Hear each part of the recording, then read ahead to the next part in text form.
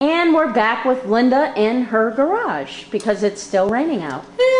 Okay, so we've covered, how dogs think. They don't have frontal lobes, that they can't globalize, that you've got to train in multiple locations for them to understand that this behavior, qualifies everywhere.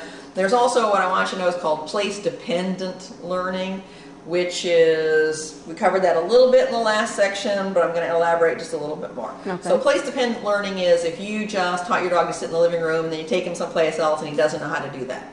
Very common. Yeah. But it's not just place-dependent because they think so specifically. For instance, in agility, a lot of dogs won't run for another handler. For instance, if your dog learned to do agility with you, he won't go with another handler and do that. Really?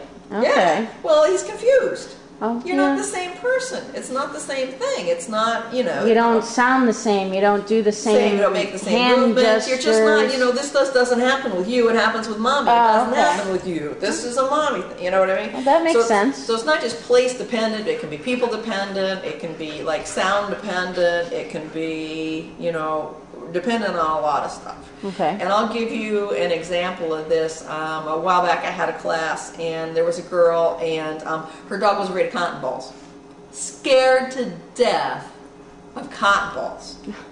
And she wanted to clean the dog's ears with cotton balls. Okay. And I'm like, well then get a tissue. We have no idea where this came from, but somehow the dog has related some type of negative with that cotton ball.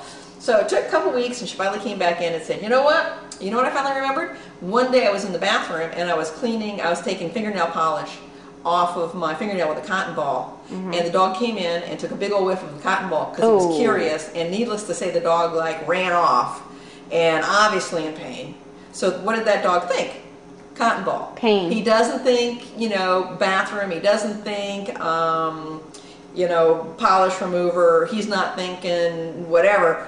He was looking at that cotton ball when he got, zapped with pain, and now he's scared to death of cotton balls. That's specific thinking.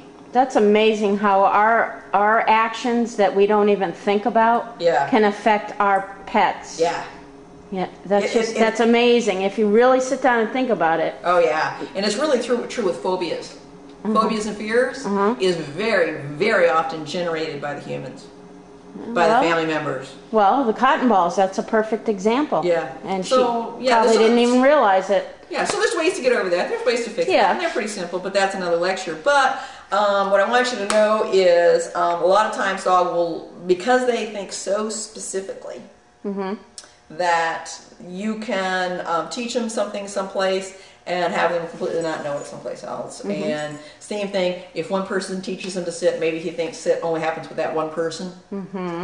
So it's really difficult to get inside a dog's mind, except that you have to kind of narrow stuff down. And once again, I have the little telescope thing. The tunnel vision thing. I know it's silly, but if you just kind of do that, nobody's looking, and you'll see how your world focuses right down to only what you're looking at when you do that. It's a good illustration of how they think, and they got to be, they got to see things multiple times in multiple different locations so they understand that it works everywhere they go.